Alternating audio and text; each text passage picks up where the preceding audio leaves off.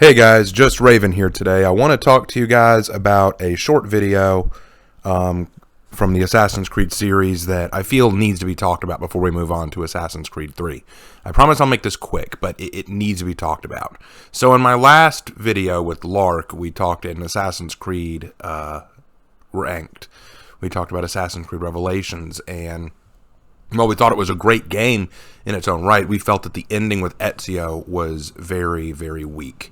We argued that the real problem we had was that we wanted Ezio's ending to be more about his legacy, about what he learned, about what he overcame, about why he did the things he did, about what he learned from his experiences going from a young man to a seasoned mentor and master assassin, the things that he wanted to pass on.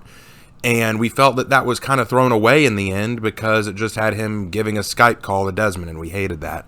So Assassin's Creed, or the people at Ubisoft anyway, gave Ezio his send-off in a short 25-minute movie called Assassin's Creed Embers, a fantastic short film animated about the twilight years of Ezio's life. And in it, here's the thing about Assassin's Creed Embers. I both think it is one of the best things ever to come out of Assassin's Creed in terms of film or like short story, but it's also one of the worst, and I'll explain why. So first of all, why is it one of the best? In this film, Ezio's living a private, retired life in his personal villa in Tuscany with his wife, Sofia, and his little daughter, and he's just having a wonderful time. We see that he's older now. He can't do as much as he used to. He's running a grapevine farm. He's basically working it for the harvest. But we also see that he's writing his memoirs, and he's not sure how to do it. Well, one day while walking in the field, he sees his daughter talking to a woman in robes and carrying a sword. He panics, thinking that his daughter's in danger, and runs to stop her, only to see that the woman is not only an assassin, but Chinese.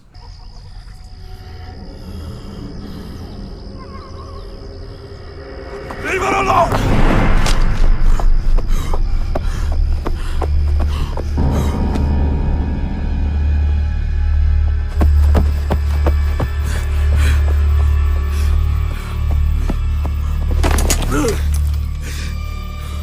Lei gentile, papà.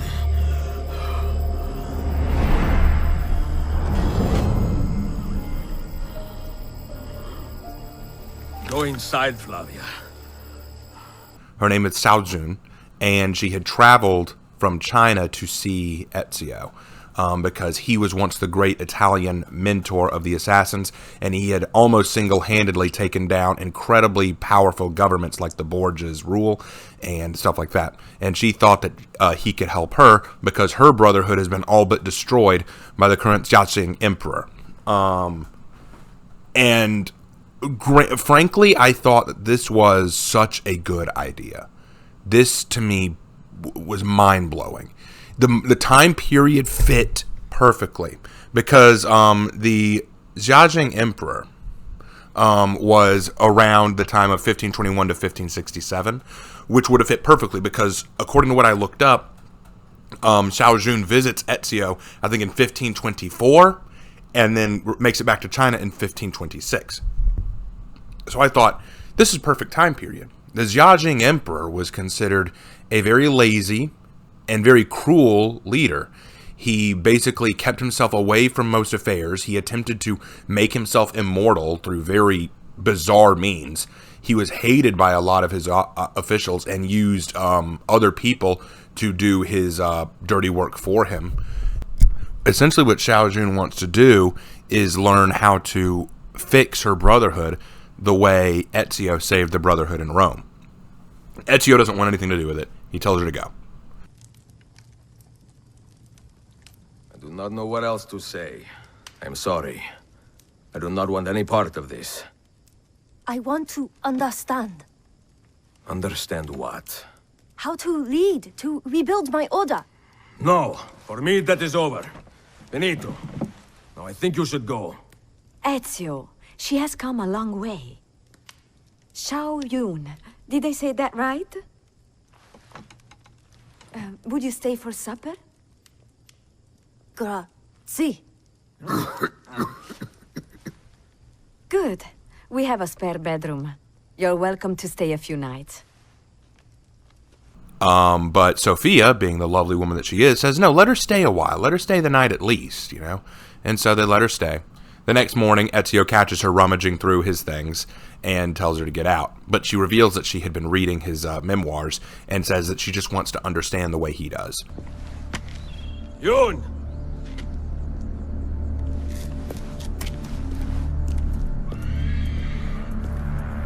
Xiaojun!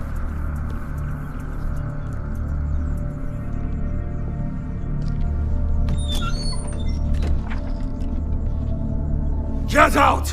The wind. It opens the door. Fuori!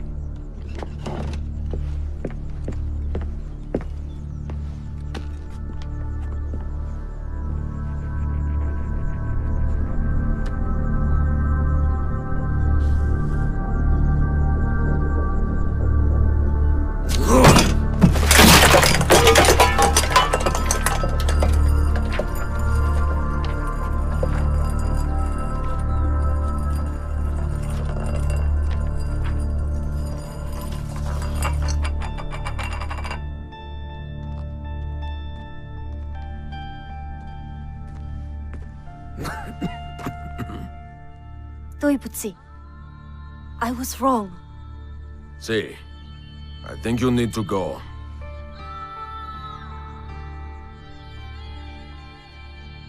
My name is Ezio Auditore. When I was a young man, I had liberty, but I did not see it. I had time, but I did not know it. And I had love, but I did not feel it. It would be 30 long years before I understood the meaning of all three.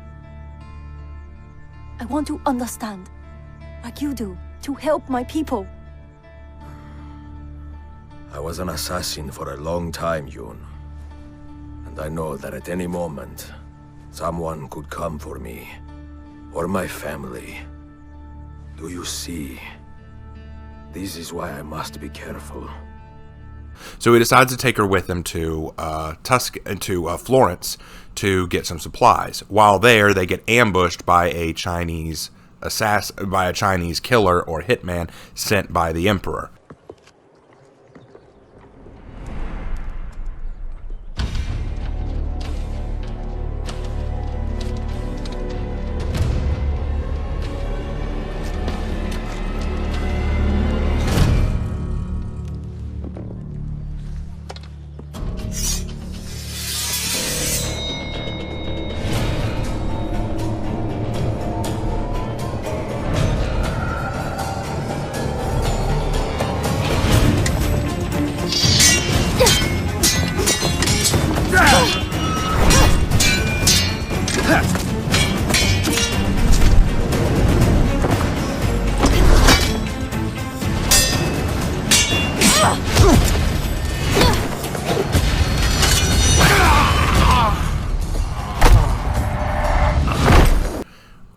Shao Jun managed to fight him off with some very cool tricks, a great sword fight, and the use of a hidden blade in her boot, which was brilliant, might I say. As they're riding away, she reveals that she used to be a concubine, and that the Emperor Xiaojun loved the 1,000 cuts execution method, basically where you cut a person a thousand times and watch them slowly bleed to death. It's a very painful and excruciating way to die.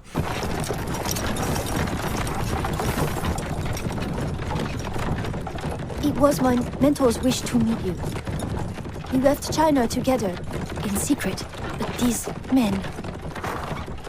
They caught him in Venezia. Who are they? Servants of the Emperor Jia. I was born a concubine, but my mentor freed me when I was young. We returned later to save more girls, but they were... The Emperor is a cruel man. He prefers Ling Qi to beheading. Ling Qi? Slow process. Many thousand cuts. Then dead.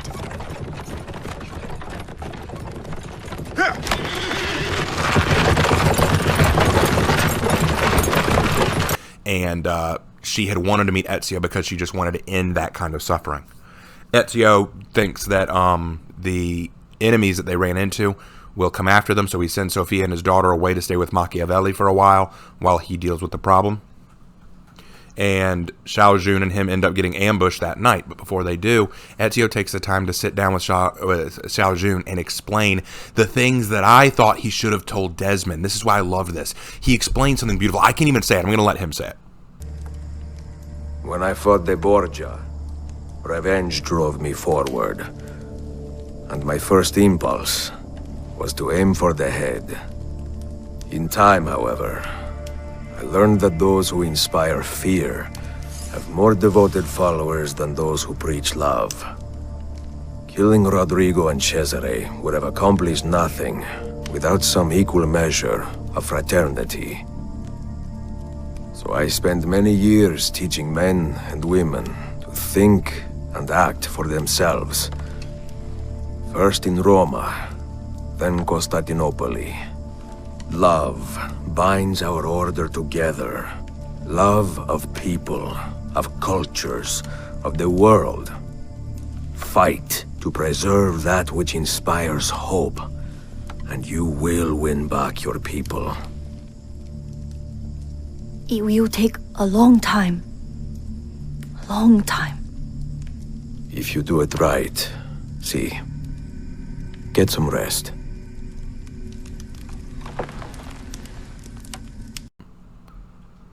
See, that to me was what I really wanted to hear Ezio tell Desmond. Because one thing that always struck me as weird in Assassin's Creed Brotherhood was that with Brotherhood, I always wondered, why didn't he want to kill Rodrigo? Why did he spare him? Why wasn't that his first priority? Shouldn't that have been his first priority? Why didn't he want to do what Niccolo told him? Niccolo said, you need to kill them. Once you kill them, everything will be fixed. But he never wanted to. He kept saying, I'll do that if the opportunity presents itself, but not before. And he kept making other things his priority, like building up the assassins again, making connections with the people again, all that kind of stuff. And I kind of wonder, why is he doing that? And here he explains. Because taking down the evil bad guys means nothing if you don't replace their evil deeds with good deeds. To love your fellow man, to see the good inherent in all people, to try to help build up other people where they have been torn down. It would mean nothing if you just killed Rodrigo and Cesare without trying to mend the pain that they had caused. And I thought, that's so good. I love that. I love what he meant by that. Killing people, yes, the assassins kill people. That's the nature of it. But more importantly than that, they're saving people. That's why the assassins at the end of the day are the good guys. Not because they kill people, but because they're saving people. They're saving culture. They're saving the community. They're saving society. They're trying to see the good inherent in all people. Because think about it. The Templar ideology is that people are weak, stupid, and they need leaders like the Templars to guide them because they're incapable of doing it themselves. The assassin mentality is, yes, people are weak, but they also have the capacity to do good too. And we need to help flourish that. As Ezio said to Ahmet, liberty can be messy, but it's priceless. People aren't perfect, but when we show them love, when we let love flourish, when we let people be who they are, we can see amazing things happen. And I thought it would be so cool to see Xiaojun in her own game do this in China. A great segue between the story of Ezio into Xiaojun's story. And we'll get to that. After the fight, Ezio and Xiaojun manage to win the fight, and Ezio gets in that last kill, which was kind of nice. And then Xiaojun decides to head back to China, and Ezio gives her a gift, a secretive box, says not to open it until she truly needs it, but she may realize that it'll come in handy.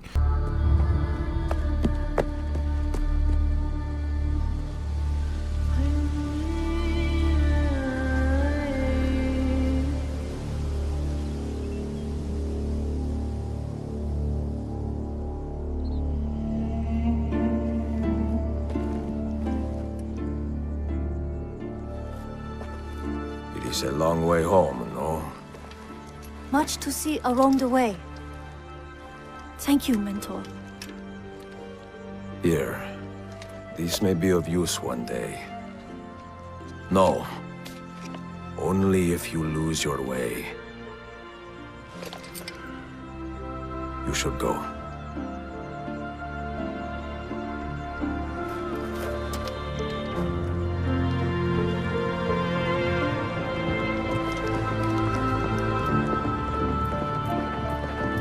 She leaves, and then after that, Ezio goes to Florence with his family, and he's very weak. A young man sits down next to him, and many people have had debates about who this guy is. Is he just some random passerby that was meant to remind Ezio of his own younger days, someone that Ezio could see himself in, like realize, wow, this is who I used to be, and look at how far I've come? Others have said that he was a Templar agent sent to kill Ezio. Others have said that he was a little bit of both. You know, I personally, I don't think it matters that much. Some say, oh, well, then how did Ezio die right there? Because after he finishes talking with that young man, Ezio dies on the bench. And personally, I don't know if I would say the guy actually killed Ezio, because we've seen Ezio like coughing and showing weakness throughout the film, so it may be that he just passed away. But other than that, I mean, he could be a Templar. I don't really think it matters. But at the end of the day, after talking with this young man who says that he can't stand Florence, he'd rather be in Venice or Rome, Ezio says, your problem isn't Florence. And then after the young man leaves, Ezio dies smiling. And we hear him reading his final memoirs about the things that he loved and lost, and the things that he didn't understand until it was too late.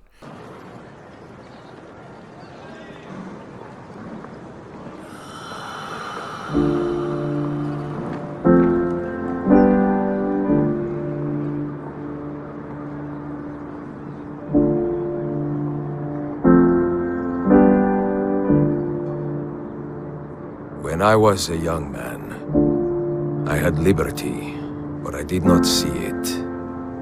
I had time, but I did not know it. And I had love, but I did not feel it. Many decades would pass before I understood the meaning of all three. And now, in the twilight of my life, this understanding has passed into contentment. Love, liberty, and time, once so disposable, are the fuels that drive me forward. And love, most especially, mio caro.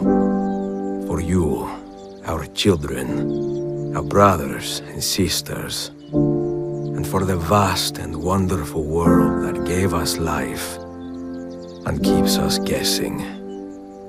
Endless affection, mia Sofia. Forever yours, Ezio Auditore.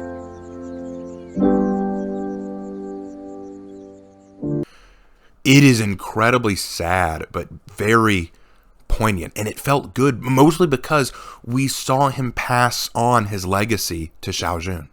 That's why I didn't like the ending of Assassin's Creed Revelations, because we should have seen Ezio's legacy given a final note. Not just be a Skype call to connect. Because here's the thing, someone said in the comments in the last video, look, he was the prophet. His goal, his purpose was to find all the temples so that he could pass on the message to Desmond. And that's what his job was. And I'm like, yeah, but I guess you have to like the Isu subplot to care about that. And me personally, I cared more about Ezio's legacy and character more than I did the Isu subplot. That was the issue. I wanted to see the things that Ezio learned and grew with brought to bear and brought to a close. And I thought that this was a great way to do it. So that's why I love this film. It's very well done, very well voice acted. The voice actress who does Shao Jun does a fantastic job. It's so great. And the time periods work up too, because the Xiaojun Emperor was a perfect thing to use for a Chinese Assassin's Creed game. So why does it also piss me off? Because after I saw the film, I was sure, okay, there it is. The next game is going to follow Shao Jun. It's going to follow the Chinese assassin. But no, we got Assassin's Creed 3. Okay, you know what? That's fair. We need to finish up Desmond's story. And Desmond, spoilers, dies at the end of Assassin's Creed 3. So that means that now Desmond is done, so now we can follow Shao Jun. Because Shao Jun was mentioned in Assassin's Creed 3 by Achilles. Her rope dart was mentioned. So, yeah, let's go to Shao Jun. Nope. Assassin's Creed Black Flag. Well, okay, Edward Kenway has connections to Haytham, therefore Connor, so it's still technically Desmond's legacy. Okay, sure, fine. But okay, we'll get that one. But then we're going to Shao Jun, right? Nope. Assassin's Creed Rogue. Okay, I guess he kind of connects to Achilles, but now you'll do Shao Jun. Nope. Unity. Okay, I guess Arno is the son of a person that was killed by Shay, and he was in Rogue, so I guess that's a connection. But now you will do Shao Jun, right? Nope, Syndicate. That doesn't connect at all. We know. But tell you what, we'll give you Assassin's Creed Chronicles. Ooh, what's that? It is an Assassin's Creed game with 3 games in it. Really? Yes. One from Russia, one from India, and one from China. And the Chinese one is Shao Jun. Yes, finally. Okay, let's play this game. It's going to be awesome. Would you like to see what this game looks like? Have a look.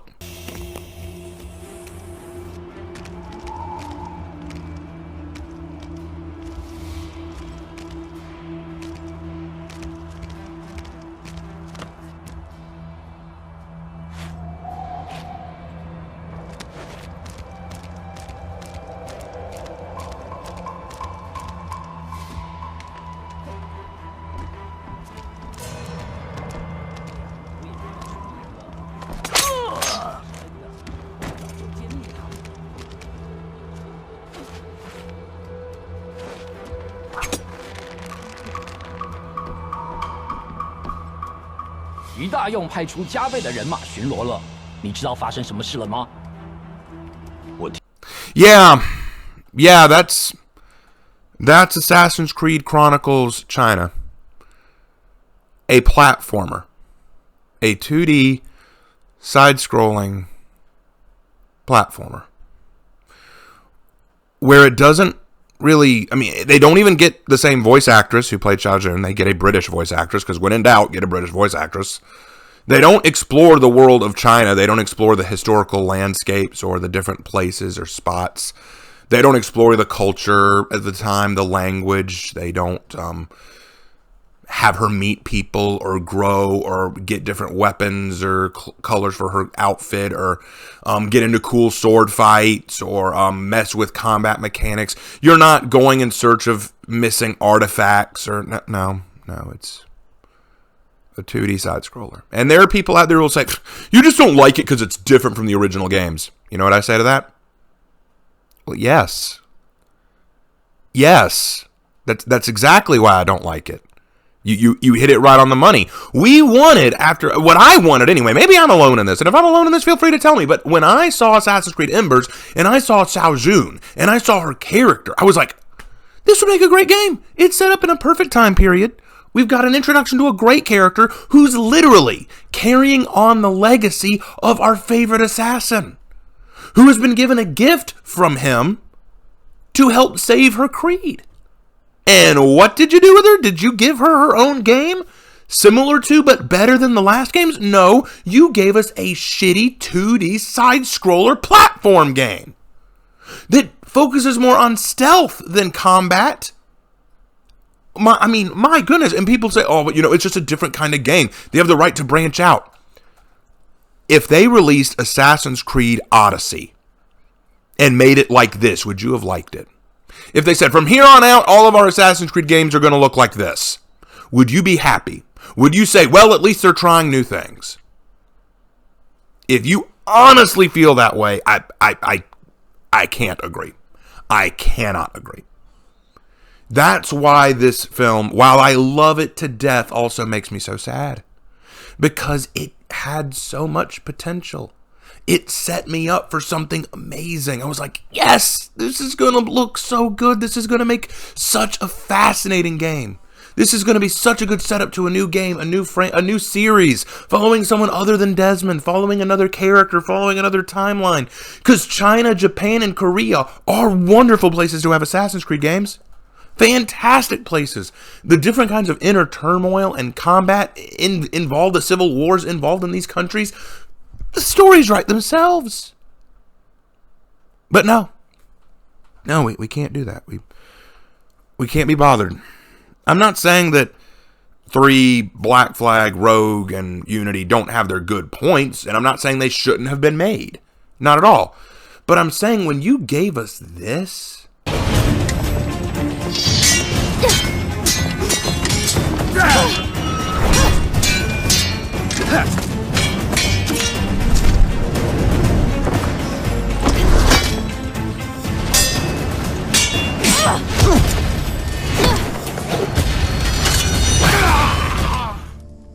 time, however, I learned that those who inspire fear have more devoted followers than those who preach love. Killing Rodrigo and Cesare would have accomplished nothing without some equal measure of fraternity. So I spent many years teaching men and women to think and act for themselves.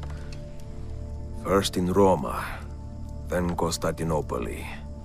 Love binds our order together. Love of people, of cultures, of the world. Fight to preserve that which inspires hope. Are you okay? I cannot seem to leave my past behind me. I started this act of my life so late, Sofia. I knew I would not have enough time to do everything. Now I worry I do not have enough time to do anything. Love, liberty, and time, once so disposable, are the fuels that drive me forward. And love, most especially, mio caro. For you, our children, our brothers and sisters, and for the vast and wonderful world that gave us life. It is a long way home, no? Much to see along the way. Thank you, Mentor. Here, this may be of use one day. No. Only if you lose your way. You should go.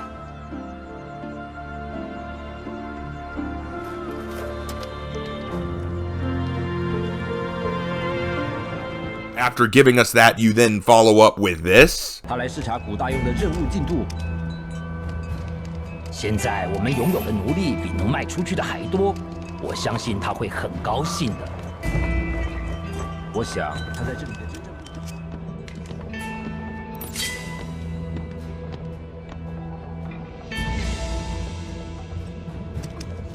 报上名来。 That's a problem. That is an issue. Ugh. Anyway, I wanted to share this with you because I'm not putting this on the ranked because it's not a game. There's nothing to judge there. But I wanted to share this with you to give you more context as to why Lark and I didn't like the ending of Revelations and why we are so disappointed in the Assassin's Creed Chronicles games. We might add those to the tier list at some point, but what we want to do is go through all the primary games first and then come back to these. Like Liberation and this and others. We might come back to those. But anyway, hope you guys liked this video. I hope this added some context as to why we said what we said.